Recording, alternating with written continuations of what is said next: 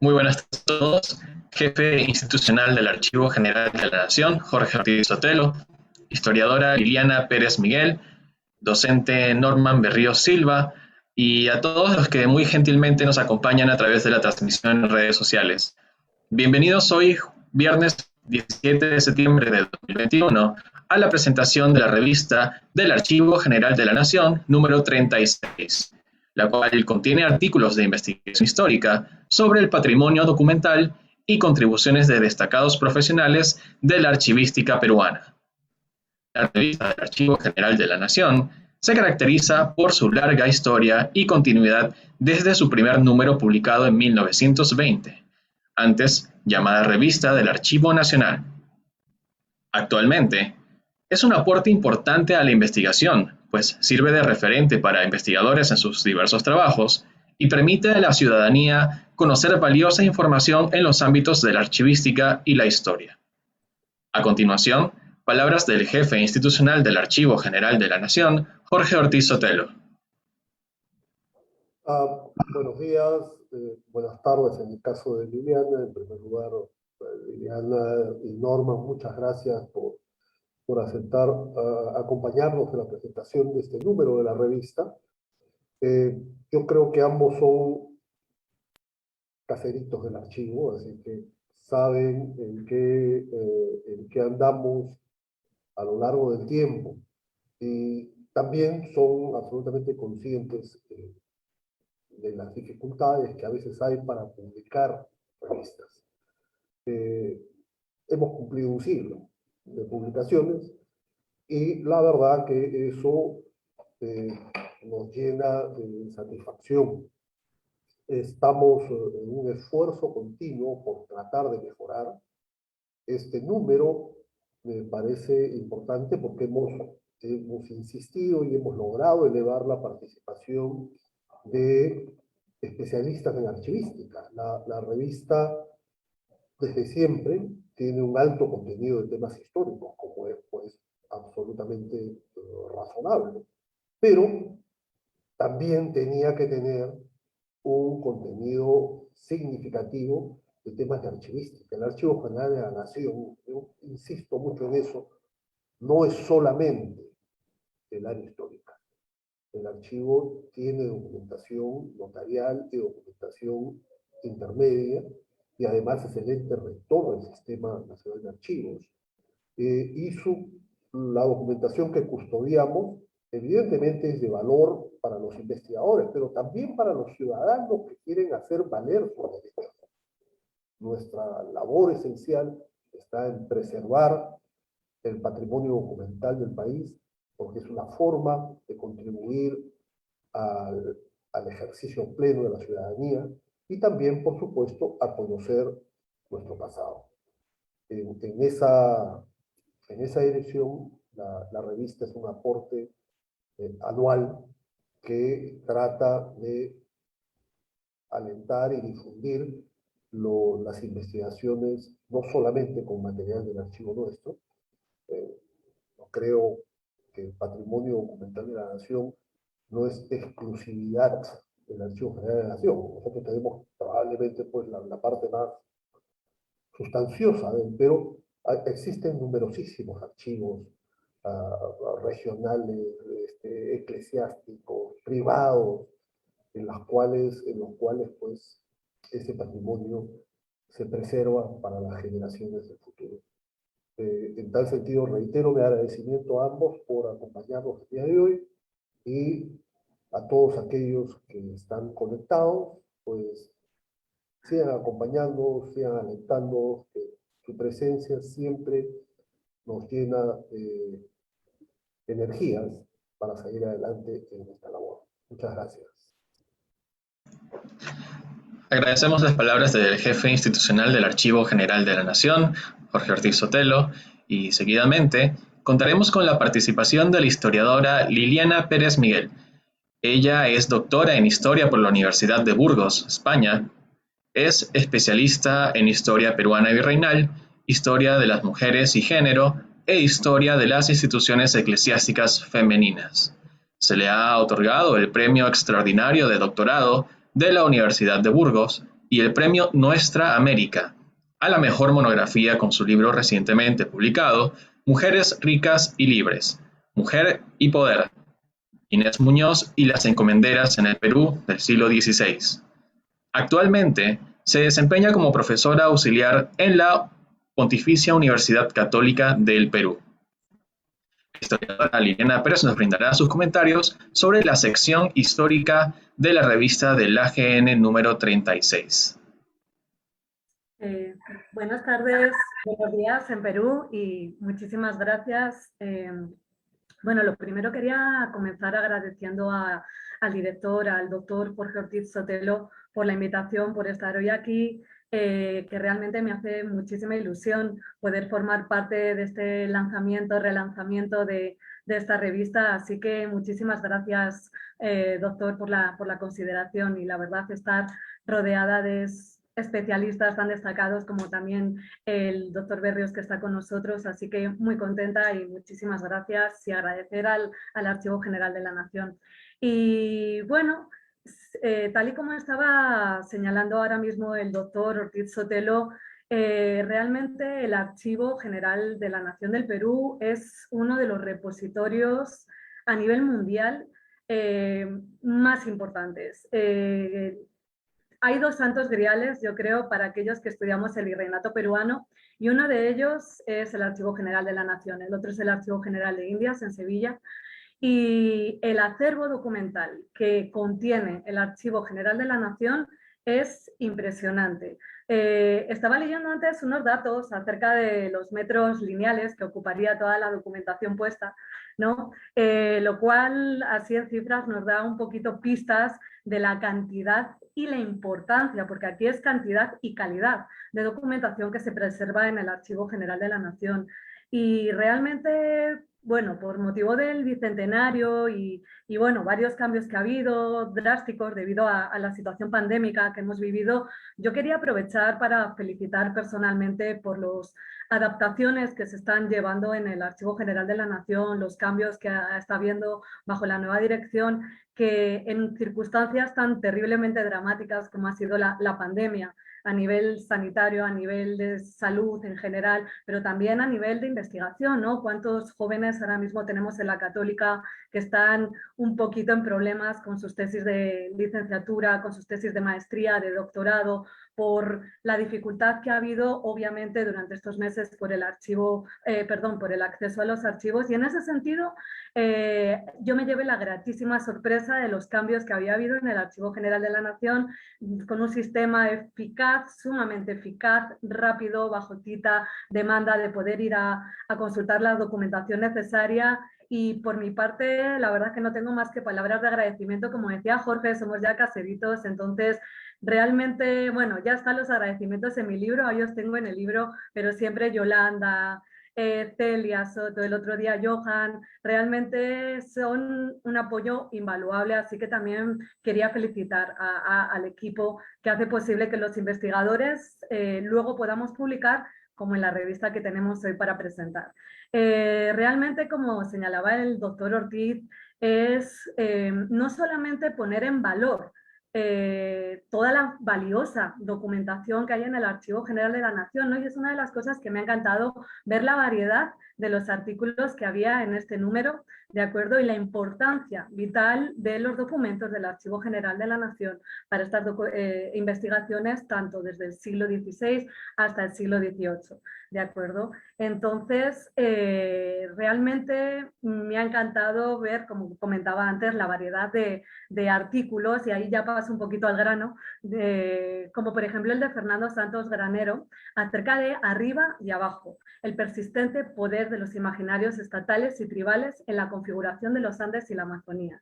Bueno, este artículo la verdad es que me llamó muchísimo la atención y me encantó la perspectiva que le da el autor a la otredad, ¿de acuerdo? Porque siempre durante los estudios del virreinato peruano más se ha orientado al encuentro del otro, ¿no? El choque de los dos mundos, del imperio, de la monarquía hispánica, con la llegada, con las civilizaciones que se encuentran a su llegada en el continente americano, pero la otredad dentro de los Andes. Es decir, qué relaciones, qué comunicaciones había entre los pueblos andinos, los pueblos de la sierra y los pueblos amazónicos, las comunidades amazónicas, ¿no? Y hay un momento muy bonito en el que el autor nos señala cómo él, cuando hacía sus trabajos, sus expediciones de campo, y él iba con el coche atravesando, iba llegando, bueno, con el coche o andando, como se puede llegar a estos lugares a veces por Vilcabamba, y que uno apenas nota la diferencia de haber salido, ¿no?, de la sierra y estar entrando en las cejas de selva, ¿no?, que no se nota tanto. Por lo tanto, estas fronteras, más que geográficas,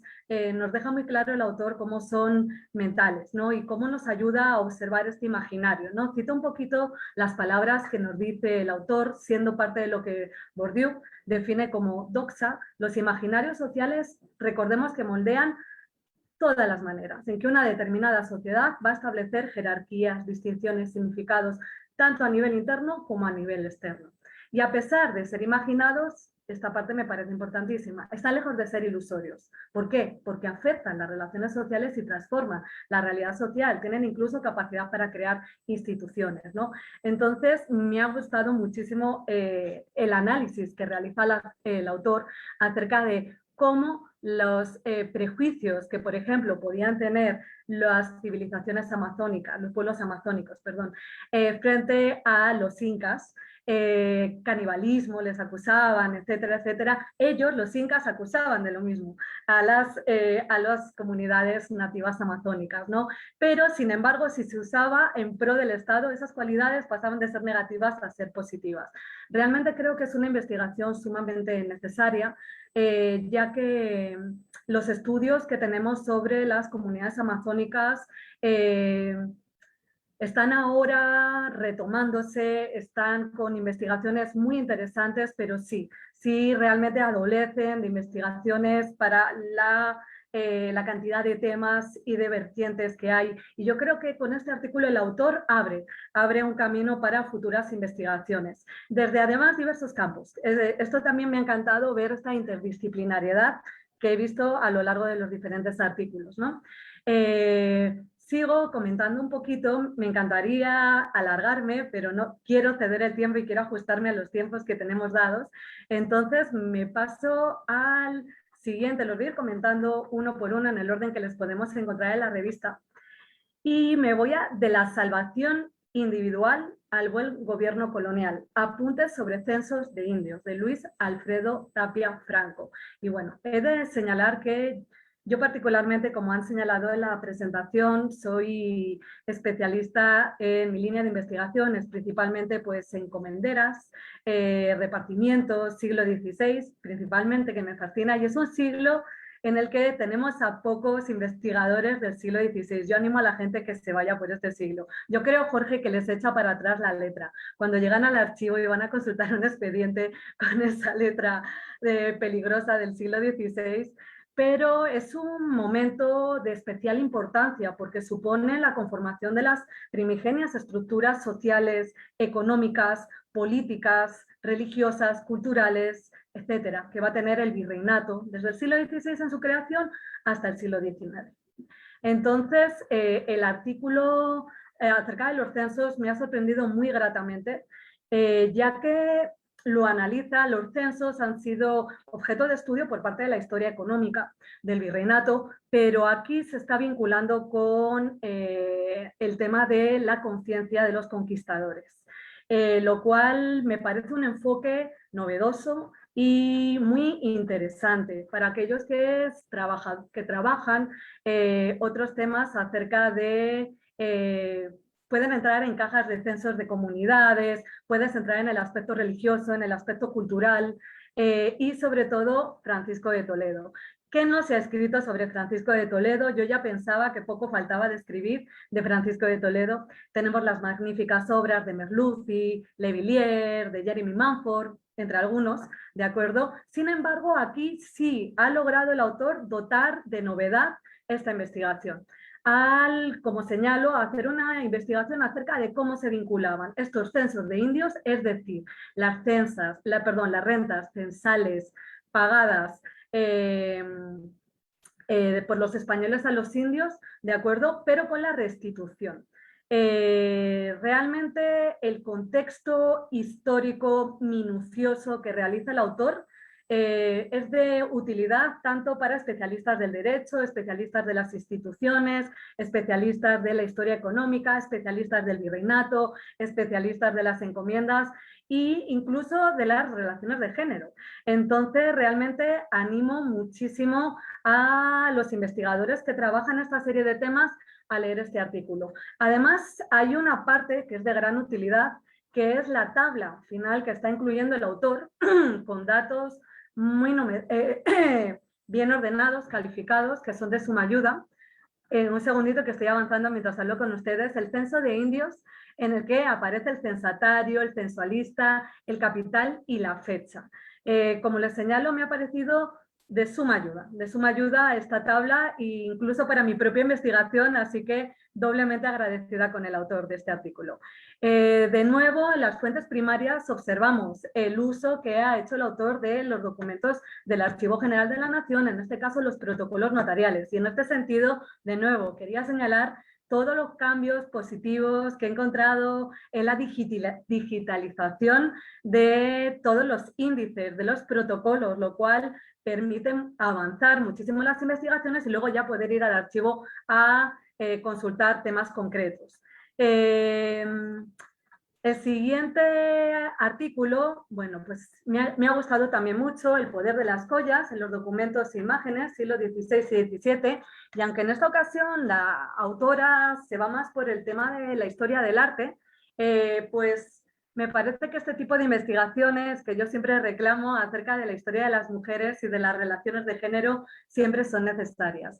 Este artículo pues se suma a estudios como el de Alba Choque Porras, el estudio de Gonzalo Lamana acerca de la Colla Cusi-Huarcay y de Beatriz Clara Colla, el estudio que acaba de publicar hace poquito Jeremy Manford acerca del matrimonio de Beatriz Clara Colla y la posición de la Iglesia con respecto a los matrimonios incas, los estudios que está realizando en la actualidad Sara Gengerich acerca de las mujeres incas, mi misma obra, mi mismo trabajo acerca de las mujeres ricas y libres, en el que pues Beatriz Clara Colla precisamente es una de estas encomenderas, una de estas mujeres ricas y libres, ¿no? El artículo se centra principalmente en los retratos, en la imagen que tenemos acerca de la Colla Cusi-Huarcay, la esposa hermana de Sairi Tupac Yupanqui, uno de los últimos incas de Vilcabamba, que salió gracias a las negociaciones con Cañete, se instala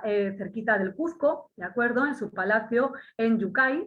Y bueno, la vida de esta mujer es sumamente apasionante, no la leo, no la destripo para no hacer spoiler, pero realmente creo que va a ser de interés para aquellos estudiosos de historia del arte, historia de las mujeres, relaciones de género y también de las instituciones religiosas, ya que este cuadro obviamente supone la implantación de un modelo y la presentación de la unión de los incas con los jesuitas. Hay, como os digo, unos estudios muy interesantes acerca de este cuadro. Pueden consultar el de Alba, pueden consultar un poquito el trabajo histórico que alrededor de Mujica también tiene publicado. Entonces, como digo, este aporta, se suma a estos estudios y nos permite penetrar con más profundidad en los entresijos de la historia de estas mujeres tan sumamente interesantes. Continuando un poco, y ya creo que me voy a ir de hora, pero bueno, creo que mis compañeros me van a ceder un minutito o dos antes de cortarme. Quería también señalar acerca del siguiente artículo, esperen que ya llego, corregimientos y reparto de mercancías revueltas indígenas en Huamachuco y en Otuzco, 1756-1758. Bueno, tal y como nos señala el autor, ¿no?, esta investigación ha tenido como objetivo pues, analizar las relaciones fiscales y locales establecidas por los corregidores, visitadores y los párrocos con la población indígena en la zona de Huamachuco y de Otuzco en el siglo XVIII, mediados del siglo XVIII, fecha de suma importancia. Mediante esta imposición legal del sistema de reparto de mercancías de 1756 y la puesta en marcha de la revisita en la provincia de Huamachuco, se analiza la reacción de la población, que se va a manifestar de manera activa en una revuelta en 1758 en este pueblo, con repercusiones en los alrededores, en Otuzco y en Trujillo. El autor examina el papel de las autoridades eclesiásticas locales, el de las autoridades coloniales, la relación con los indígenas, es decir, nos permite observar una serie de relaciones, de disensiones, de dinámicas sociales de suma interés y de suma importancia en un momento tan importante para la historia del virreinato como el mediado del siglo XVIII. El autor plantea la hipótesis de que las relaciones fiscales y locales de los corregidores y visitadores fue de opresión hacia los indígenas, que van a buscar el amparo en la iglesia sin encontrarlo. Ni siquiera van a encontrar un apoyo en sus propios caciques, lo que va a desatar la rebelión y va a mostrar el estado de reacción de estos frente a este sistema colonial que tanto les estrangulaba a mediados del siglo XVIII. De nuevo, me ha gustado mucho en este artículo ver también cada uno tira siempre para su barrio, ¿verdad? Para su casa. Entonces, el análisis también, relaciones de género, historia de las mujeres. Me ha encantado ver el rol protagonista de alguna de estas mujeres en este levantamiento, porque normalmente las fuentes nos las dejan mientras ellos se rebelaban, cocinando en el hogar. Entonces, me gusta cómo las fuentes nos han emplazado a los personajes, el protagonismo, el rol que tienen y, como reitero, ¿no? Las tensas relaciones, los conflictos, las dinámicas, y nos permite penetrar un poquito también en esta figura del corregidor, esta fascinante figura de los corregidores.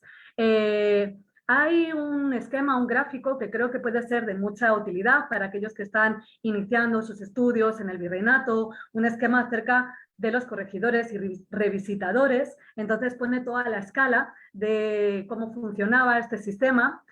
Y de nuevo las fuentes primarias, ¿no? La importancia del AGN, de las fuentes que ha usado para su trabajo, ¿no? De superior gobierno, real acuerdo, para siglo XVIII.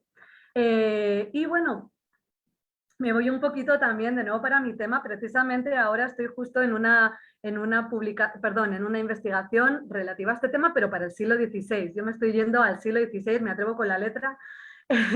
Entonces nos estamos yendo a Entre el honor y la injuria. La mujer en Lima, 1750-1800, de Adolfo Tantaleán Valiente.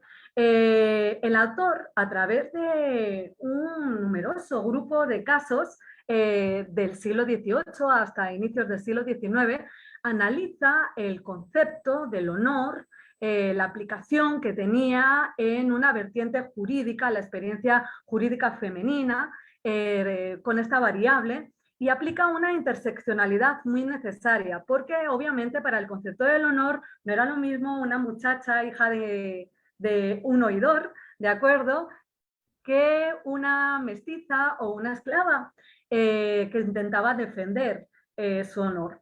Por lo tanto, nos permite ver un análisis de relaciones de género a través de aplicando esta necesaria interseccionalidad, y nos deja observar estos aspectos de jerarquía, de organización social, de movilidad étnica ascendente, y los códigos éticos que regulaban este periodo. ¿Qué es el concepto del honor? ¿De qué manera afecta a los familiares? En este sentido, estas investigaciones realmente, gracias a ser el siglo XVIII, el autor ha dispuesto, ¿no?, de un numeroso corpus de expedientes. Y también quería mencionar al respecto el trabajo de Claudia Hernández, quien ha trabajado también sobre el concepto del honor femenino. En Mi hija sin honor, ¿para qué sirve? Una declaración de un padre, de ahora qué hago yo con esta mujer que ya no tiene honor, lo cual nos permite observar cómo el honor femenino no defendían a las mujeres por su honor, sino que del honor femenino dependía el honor de toda la familia, ¿no? Las investigaciones en este sentido de Verónica Undurraga, de Chile, son fascinantes, son importantísimas. Y bueno, ahora mismo nos encontramos el doctor Honores y yo intentando hacer aportes para el siglo XVI, ver la evolución que ha habido en el virreinato, y es un tema, como digo, sumamente necesario, así que felicito la publicación de este artículo, que además, como señalaba, ha utilizado un montón de casos, un montón de expedientes, se ha dado buen uso del Archivo General de la Nación en esta ocasión. Hay muchísimos testimonios, va a ser un artículo que va a ser para ustedes muy ameno de leer, es muy divertido, las defensas que se hacen, los insultos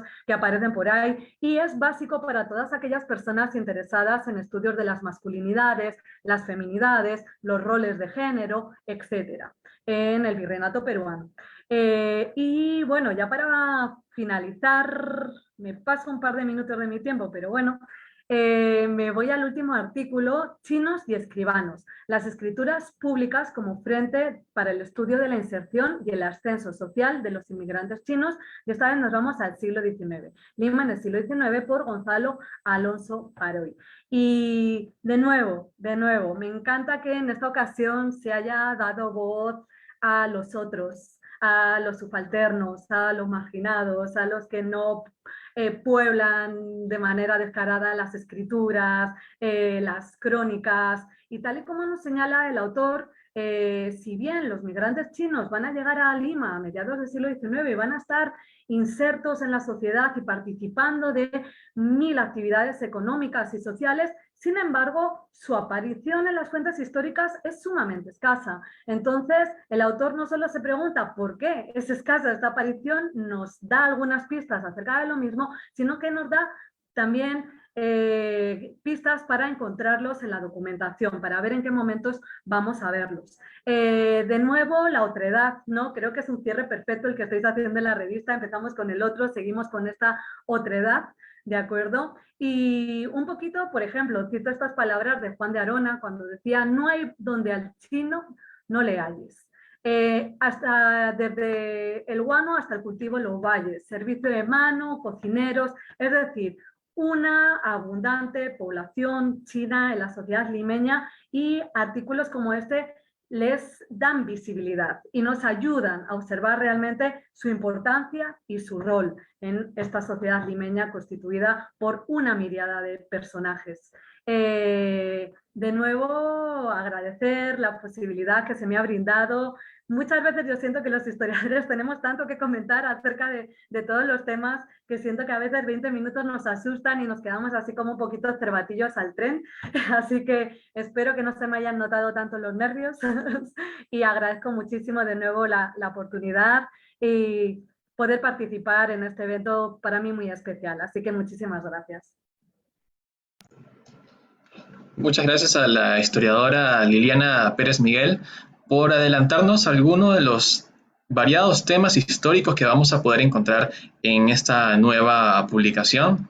Seguramente ya ha logrado transmitir ese entusiasmo en las lecturas que allí se encuentran. En esta oportunidad hay varios artículos que tratan sobre el tema de la mujer en la historia virreinal, que seguramente serán de mucha utilidad para los lectores. Bien, continuamos con la presentación del docente Norman Berríos Silva, quien es psicólogo egresado de la Universidad Nacional Mayor de San Marcos. Cuenta con una maestría concluida en gestión pública por la Universidad San Martín de Porres, una maestría en docencia universitaria por la Universidad Nacional Mayor de San Marcos. Es especialista en archivística y ha sido docente en universidades como la Universidad Ricardo Palma, la Universidad Nacional Mayor de San Marcos y la Universidad Continental. Ha desempeñado el cargo de director en la Dirección de Archivo Histórico y en la Dirección de Desarrollo de Normas Archivísticas y Archivo Intermedio del General de la Nación, y actualmente es presidente de la Asociación Nacional para el Desarrollo Archivístico, ANADAR, y docente en la Escuela Nacional de Archivística. Lo dejamos con el docente Norman Berríos, quien desarrollará los comentarios sobre la sección archivística de la revista que hoy se presenta. Muchas gracias por la presentación. Muy buenas tardes. Mis felicitaciones a Liliana Pérez por haberme motivado mucho en este aspecto de la historia de nuestro país y los trabajos que viene desarrollando.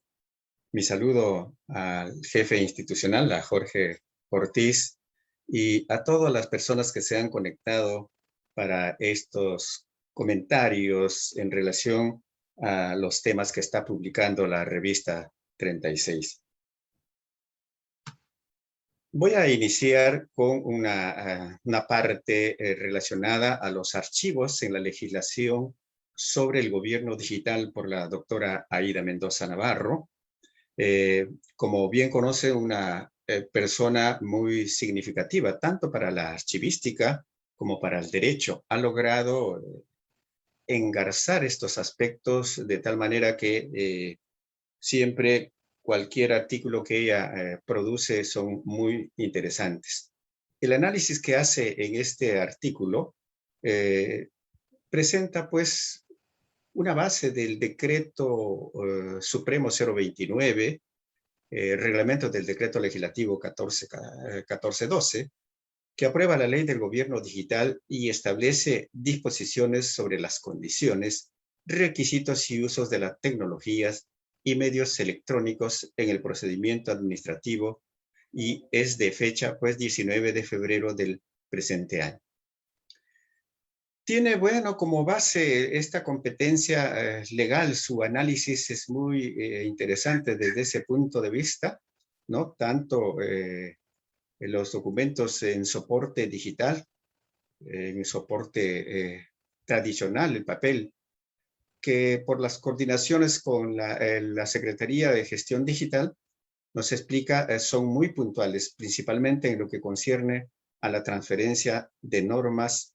Esto es, ¿no?, el análisis jurídico para evitar cualquier litigio o conflicto normativo que pueda ocurrir.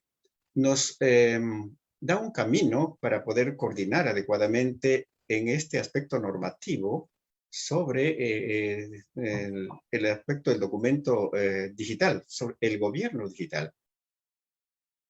Dando una tarea, en todo caso, al Archivo General de la Nación, es que el Archivo General de la Nación, como órgano rector del Sistema Nacional de Archivos, y felizmente en estas normas que han sido coordinadas, por supuesto, por el Archivo General de la Nación, se hace mención el papel que debe desempeñar el Archivo General de la Nación. Realiza pues un comentario de la ley de gobierno digital y luego analiza su reglamento desde el ámbito jurídico archivístico. Hace referencia pues el poco avance en materia legislativa que se realiza en los sistemas digitales desde el año 1991 en base al decreto legislativo 681. En relación al modelo de gestión documental también hace sus comentarios por, digamos, la forma como esto se ha ido dando, y aún falta muchos aspectos relacionados al archivístico. Nos trata sobre el reglamento de la ley del gobierno digital. Como les repito, dentro de ello va formulando algunos aspectos relacionados al rol que debe asumir el Archivo General de la Nación. Menciona que en el aspecto social institucional se establece pues la integración de la digitalización del papel a digital como parte del sistema de gestión documental al implementar la casilla única electrónica.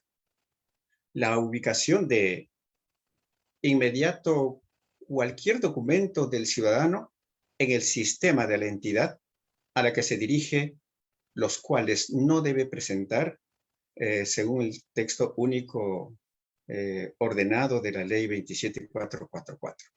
Es decir, la orientación de estas normas tiene que estar siempre hacia el ciudadano. La conservación de los archivos en soporte digital que el reglamento propone en las mismas o mejores condiciones que los documentos en soporte papel. Esto quiere decir que se debe orientar en todo caso a que el uso del soporte digital debe mantener de repente las condiciones del soporte que utilizamos, o en todo caso, mucho mejor, se refiere pues a la forma como se deben conservar. Sabemos todos que los soportes digitales son muy, digamos, muy propensos a poder ser alterados rápidamente. No solo por la inclemencia del tiempo, la temperatura, la humedad, sino también por el mismo ser humano. Entonces, el pedido que hace, en todo caso, o la observación que hace la doctora Ida Mendoza, es que esta conservación debe cumplir con los requisitos necesarios en bien de la sociedad, en bien de los investigadores y del ciudadano. manifiesta que el diseño del cuadro de clasificación funcional, descripción, valoración y otros aspectos de la archivística y gestión documental. Se debe tener en todo caso en cuenta estos aspectos.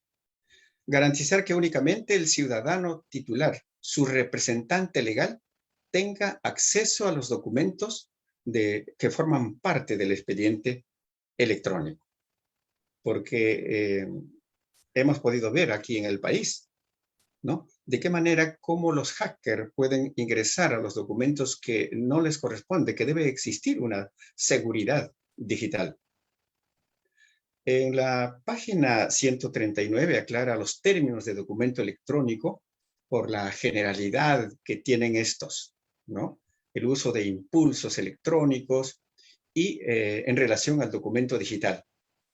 Este último explica, pues, que como digital, como el concepto lo dice, son 2 dígitos el que se utiliza. Es decir, toda la información se transforma en 2 dígitos. Una combinación de ceros y unos. Esta calificación es necesaria porque indistintamente se viene hablando incluso en nuestra normatividad de los documentos electrónicos. Aunque en el último reglamento de la ley 1412 sí se está tratando un poco más claramente sobre el documento digital.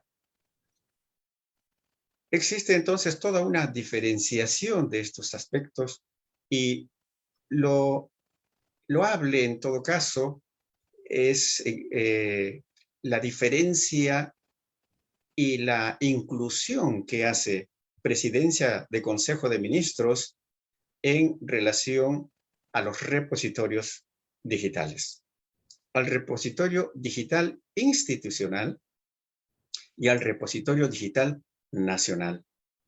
El repositorio digital nacional estaría, pues, en todo caso, a cargo de el Archivo General de la Nación. Entonces, las transferencias de estos documentos, de estos archivos electrónicos, tendría que realizarse desde las instituciones públicas, por el momento, hacia el Archivo General de la Nación. Y el Archivo Digital Institucional es la concentración, pues, de todos los documentos que se generan en la institución como prueba de su actividad. Resumiendo un poco esta parte, este artículo, podríamos mencionar que el Archivo General de la Nación tiene tareas. Y dentro de esas tareas, dentro de las muchas que nos menciona la doctora Ida Mendoza, están los plazos que tenemos para normar sobre los lineamientos. Si leemos el día de hoy este decreto supremo, han transcurrido ya 210 días si hacemos lectura el día de hoy, ¿no? Entonces, pero no solo queda ahí, sino también es necesario, y lo remarca muy bien la autora, que se le provea los recursos necesarios para lograr la infraestructura física y tecnológica que le permita entrar en la transformación digital como entidad del Estado peruano y para la atención de sus componentes como conductor del Sistema Nacional de Archivos. Esta es la parte de repente un poco más difícil para el Archivo General de la Nación, porque siempre se ha dejado de lado mucho el aspecto archivístico. Aún no se ha entendido la importancia que tiene el documento de archivo desde que se genera como prueba de la actividad, como testimonio de la actividad, del cumplimiento de las funciones de las entidades y por lo tanto es la información requerida por el ciudadano. El ciudadano, cuando no encuentra esta información, no va a criticar directamente al Archivo General de la Nación, sino al gobierno de turno, a los distintos poderes del Estado. Dice, muy bien. Entonces, estos del Estado no son eficientes. Esa es la parte que quizás no se está entendiendo y es necesario poner en claro porque la doctora Aida Mendoza está mencionando claramente el documento de archivo como testimonio de la actividad, como testimonio del cumplimiento de las funciones de las entidades públicas y también, bueno, privadas, ¿no? Entonces, el aporte de ella está precisamente en este aspecto, en relevar la importancia del documento de archivo y estos, a su vez, cuando ya se acumulan, formar los archivos electrónicos que deben ser de acceso para la población, para el ciudadano. Y ponen claro precisamente también las funciones que debe cumplir el Archivo General de la Nación en relación a este reglamento de la Ley del Gobierno Digital. El segundo artículo relacionado sobre la gestión archivística en el Perú y la transformación digital, cuyo autor es Carlos Martínez Suárez. Él hace un recuento del actual Archivo General de la Nación desde su creación como Archivo Nacional en 1861, considerado como órgano rector de los archivos mediante la creación del Sistema Nacional de Archivos, la Ley 25323 del año 91. Hace mención sobre el paso del sector justicia actualmente adscrito al Ministerio de Cultura. Muestra, pues, el esfuerzo de la normatividad desarrollada, quedando pendiente en él que no se ha incluido los documentos archivísticos en medios electrónicos. Dentro de esta historia, ¿no? Al tratar sobre la legislación archivística, propone una clasificación de las normas. Normas de protección del patrimonio documental de la nación, servicios archivísticos, normas técnicas del Sistema Nacional de Archivos, dispositivos sobre tecnología avanzada en archivos y normas complementarias y conexas. Destaca, por supuesto, las normas que tiene el Archivo General de la Nación vigentes dentro de ellas, relacionadas pues a la protección del patrimonio documental, el decreto Ley 19414. Saben ustedes, esta ley es de 1972 y vigente en muchos puntos de sus artículos. Sí hace una crítica también muy severa, podríamos decir, a muchas de las normas que tiene el Archivo General de la Nación, porque manifiesta que estas normas no deben salir de los aspectos puramente subjetivos, ¿no? Sino que debe realizarse un análisis de la situación actual y en base a ellos se debe formular las normas. Y el cumplimiento de ellas, menciona, debe estar orientado siempre por personal capacitado. Capacitado en este caso por la Escuela Nacional de Archivística y por un segundo centro de formación a nivel profesional, que en este caso es la sede sapiense de la Católica, ¿no? Que ofrece el bachillerato con un total de 220 créditos. Quizás aquí habríamos que extendernos un poco más. La formación también, consideramos, debe hacerse a un nivel estatal, ¿no? Crear de repente una facultad en cualquiera de las universidades, de tal manera que se pueda difundir un tanto la archivística a ese nivel y por lo tanto los especialistas en ello. Menciona que estos formados en la sede sapiense y en la Escuela Nacional de Archivística, todos ellos o la mayoría de ellos se encuentran laborando, lo que evidencia pues la alta demanda de estos profesionales. Establece una relación entre la documentación, el servicio hacia el ciudadano como fuente de información y sustento de sus derechos, la lucha contra la corrupción, la transparencia y dentro de ello el rol fundamental de los profesionales en la archivística. plantea pues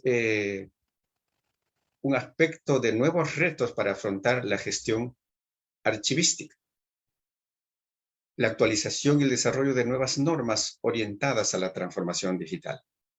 Finalmente, expresa una relación directa entre el marco normativo que debe ser actualizado y la preparación de los profesionales de la archivística y gestión documental, llamando a integrar grupos multidisciplinarios de trabajo.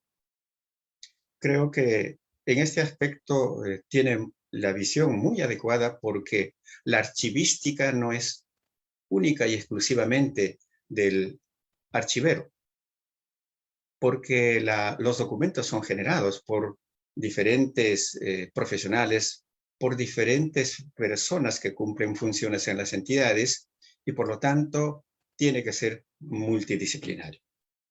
El aporte, en todo caso, es precisamente que nos orienta a que se debe actualizar las normas actuales en relación a lo que se está tratando y lo que se está viendo aquí en el Perú, también el gobierno digital. Seguidamente tenemos el siguiente tema de Laura Iturbe Mori sobre especificaciones ambientales y técnicas de seguridad para el diseño de la infraestructura física de un archivo central. Un artículo muy emocionante, sinceramente, para mí, porque no se imaginan, durante los más de 30 años que he dedicado a la archivística, siempre hemos ido viendo la inexistencia de un órgano administrativo de archivos en la mayoría de las instituciones, el archivo central, tal como lo denominan nuestras normas. Nuestras normas, desde la ley 25.323, el decreto supremo 070 de Presidencia del Consejo de Ministros, la ley 28296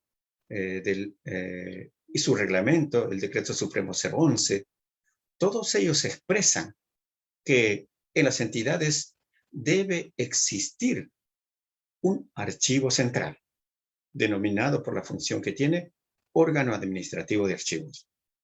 Este artículo, como les repito, resulta de un estudio, de diferentes temas orientados al archivo central.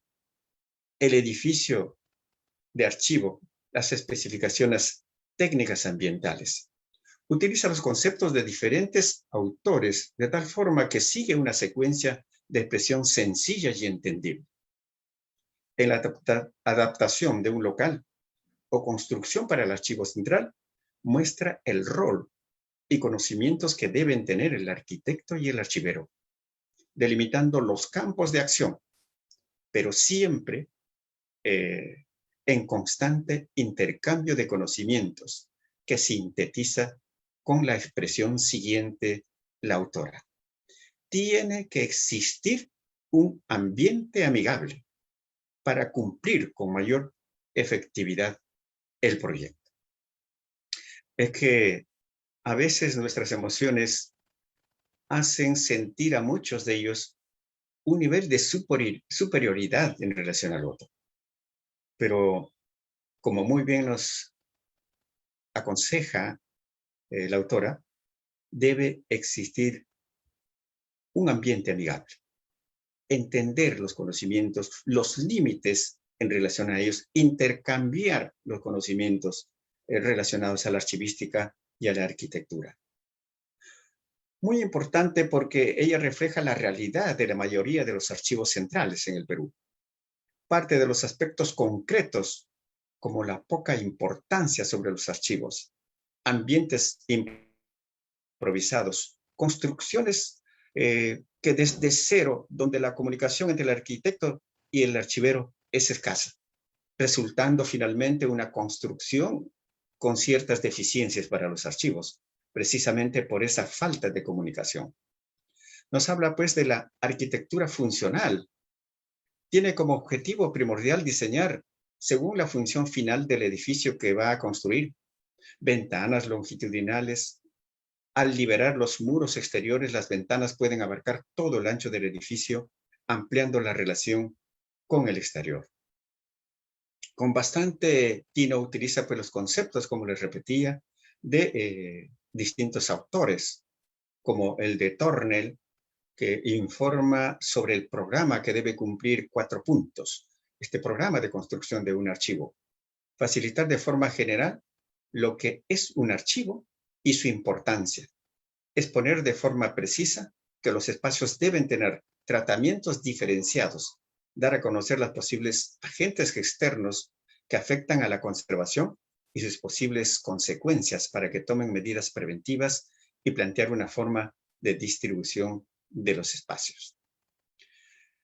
Finalmente, nos brinda una información detallada de la ubicación de la construcción, recomendando los parámetros establecidos en las normas ISO, en este caso la 11799, que expone los lugares donde no pueden ser sitios para archivos. Pone en relevancia que los edificios construidos de cero o aquellos que han sido adaptados para archivo, porque mayormente en nuestro medio son muy pocos los que se han construido de cero.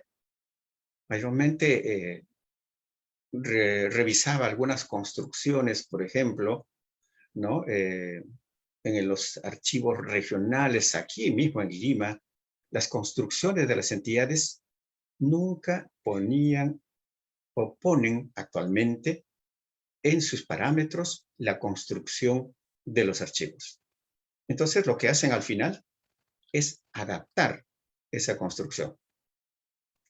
Y esa adaptación y también aquellas construcciones que han sido muy escasas, que han pensado en el archivo, son las construcciones en cero. Esas deben tener, pues, y están clasificadas, podríamos decir, en áreas públicas y deben estar clasificadas de esa forma. El área pública de acceso a personas ajenas al archivo, con espacios de recepción, sala de lectura, sala de exposición, de conferencias, donde pueden ingresar precisamente el ciudadano. Un área reservada destinada al tratamiento archivístico, que debe tener un depósito, una zona de trabajo. Y un área privada dedicado a los temas administrativos. También trata sobre el aspecto del mobiliario, es decir, es un artículo completo en este sentido para tener un archivo central adecuado. Trata también de los medios ambientales, aborda las medidas para la estabilidad ambiental, medidas de seguridad, en cuanto se refiere a temperatura, humedad, también sobre la ventilación, ¿no? Incluye muchas tablas, algunas tablas, 3 de las tablas que es conveniente leerlas porque sobre las condiciones óptimas del espacio, la necesidad de una estrecha comunicación sobre el archivero que ya mencionamos con el arquitecto, recomendando que se debe considerar la consulta de normas que aseguran la calidad, que complementan la bibliografía que ellos nos proporcionan, ¿no? Entonces es un artículo, podría decir yo, de obligatoria lectura de todos los archiveros de las diferentes entidades.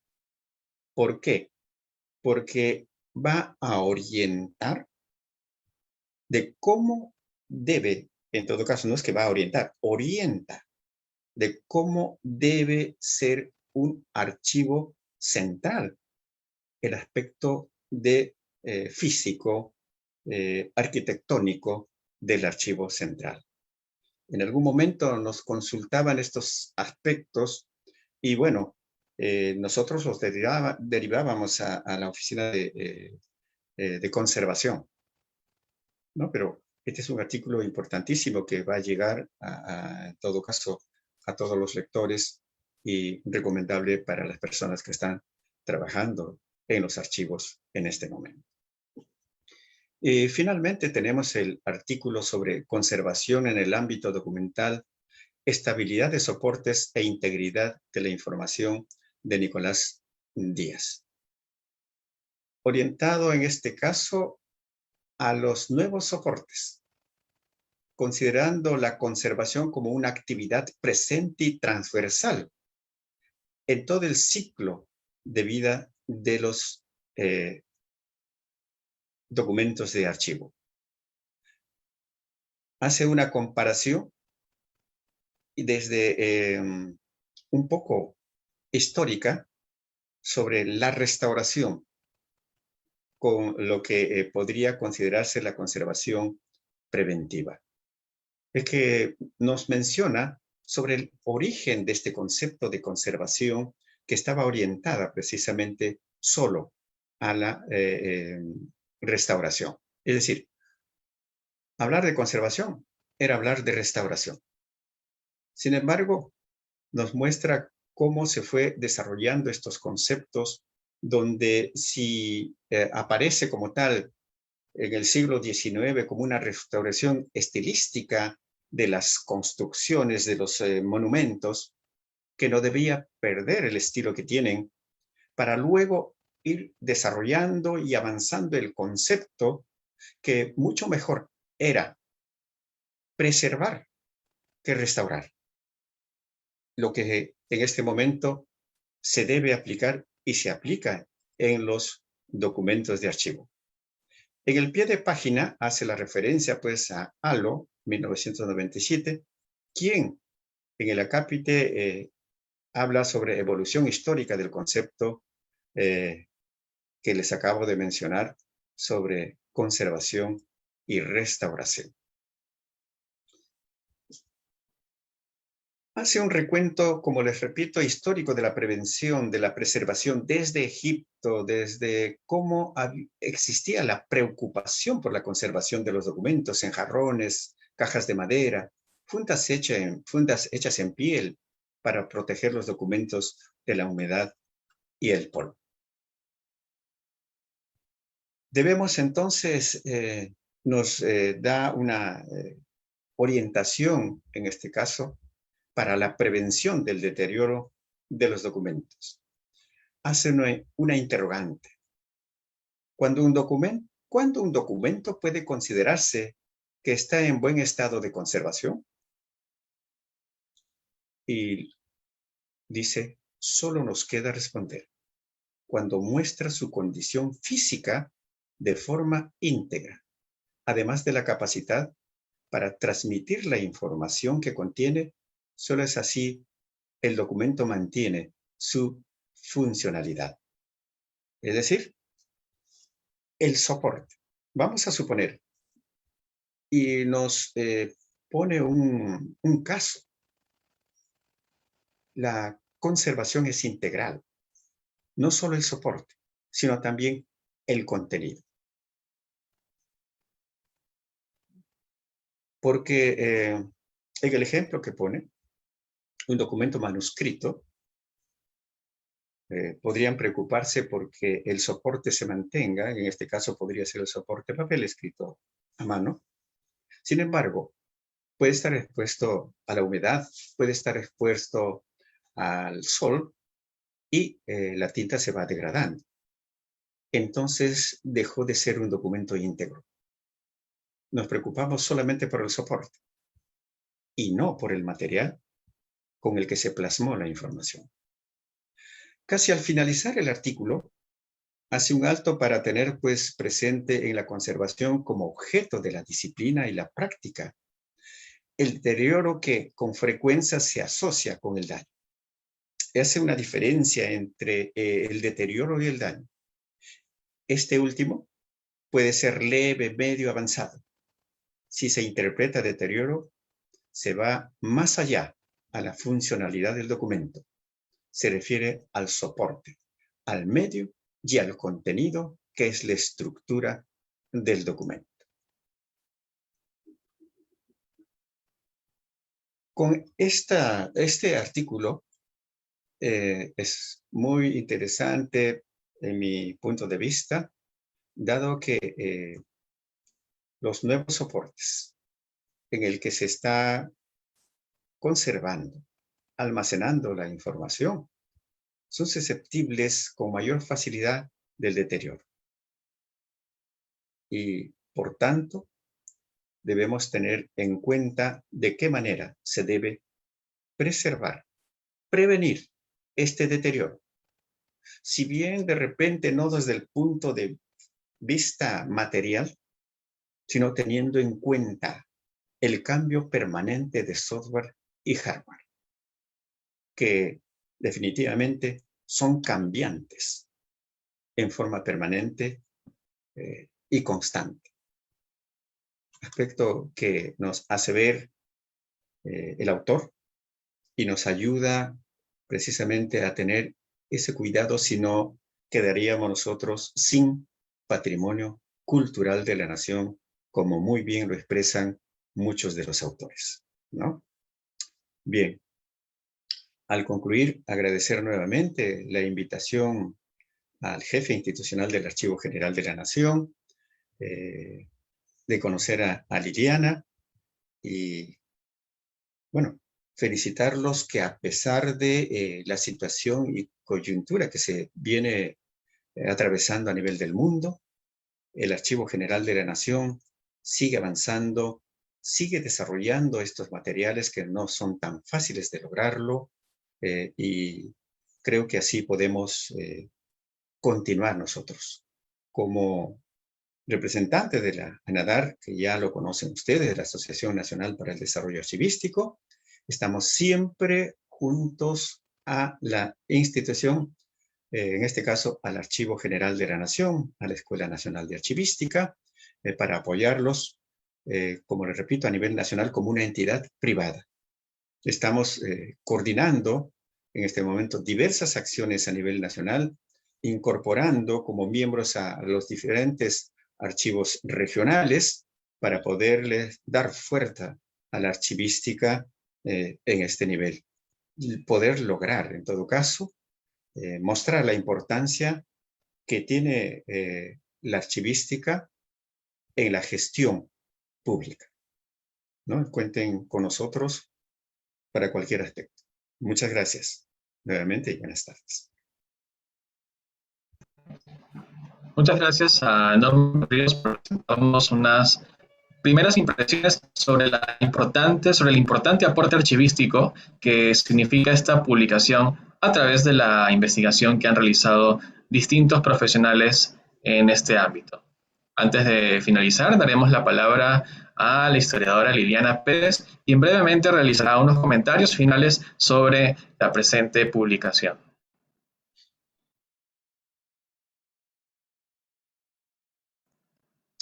Disculpa, Liliana, ¿puedes activar tu micrófono? Sí. Muy bien. Muchísimas gracias. Sí, ya para cerrar esta presentación, pues vamos a cerrar en el orden de la revista con las notas y con la reseña. En ese sentido, para no olvidarnos ninguno de los contenidos, tenemos la nota de Milagros Martínez Plenner acerca de las fuentes austriacas sobre la independencia hispanoamericana. Y en un contexto de bicentenario como el que nos encontramos, pues esta autora nos recuerda que muchas investigaciones sobre la independencia no toman en cuenta archivos existentes en países europeos y considerados en ocasiones un tanto fuera de la órbita de la monarquía española. En este sentido, por ejemplo, el Archivo Estatal de Austria tiene una rica documentación. Así, esta nota de la autora se dedica a este trabajo, analiza las posibilidades que esta documentación de este archivo austriaco ofrece para la investigación sobre el movimiento independentista hispanoamericano, de acuerdo con los informes de los representantes diplomáticos austriacos en países clave como España, Inglaterra y Brasil. La siguiente nota que tenemos, un segundito que llego al título, es el desembarco de Cristóbal Colón en Lima, una historia acerca de su estatua y de los traslados, de Antonio Cuello Rodríguez. Bueno, es un fascinante artículo en el que hay una historia acerca de este monumento a Cristóbal Colón, ahora mismo tan polémicos estos monumentos sobre los personajes relativos a la conquista, y sus continuos traslados por la ciudad de Lima. El autor nos explica por qué se escogió la primera ubicación colindante a la plaza de Hacho, que era una zona muy distante para aquella Lima de la segunda mitad del siglo XIX y que fue considerada en los planes de la Municipalidad de Lima con fines de mejorarla y hacerla más atractiva a los limeños de aquella época.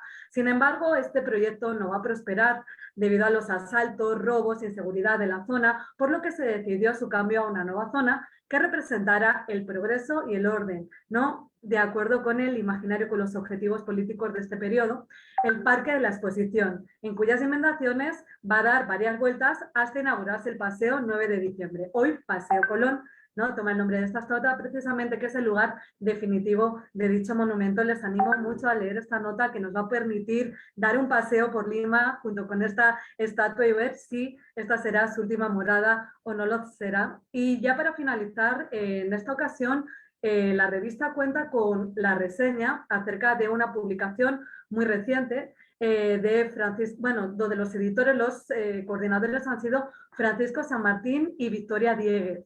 El nombre de la obra es Trujillo, capital de la independencia del Perú, y es un compilatorio de 10 investigaciones escritas por historiadores ya de una trayectoria reconocida, como puede ser el caso de Juan Castañedo Morga, del propio Francisco San Martín, de Susana Aldana, y jóvenes historiadores, que me parece perfecto que se hayan incluido jóvenes investigadores de la Universidad Nacional de Trujillo, de la UNT, y aborda el proceso de la independencia de Trujillo desde nuevos enfoques, nuevas propuestas, nuevas perspectivas.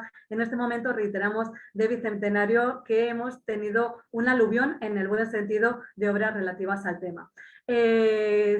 Quería aprovechar para felicitar al doctor Berrios por el interesante, magnífico análisis acerca del estado de la archivística y de los aportes que realizan estos artículos. Nuevamente al jefe institucional, al doctor Ortiz Sotelo, por la invitación, a todas las personas que nos han acompañado hoy y animarles a que usen el archivo, porque tal y como ha dicho el director, el conocimiento que alberga el archivo es de todos y de todas.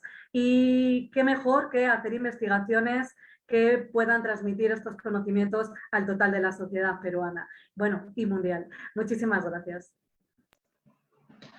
Muchas gracias a la historiadora Liliana Pérez por estos comentarios finales sobre la revista.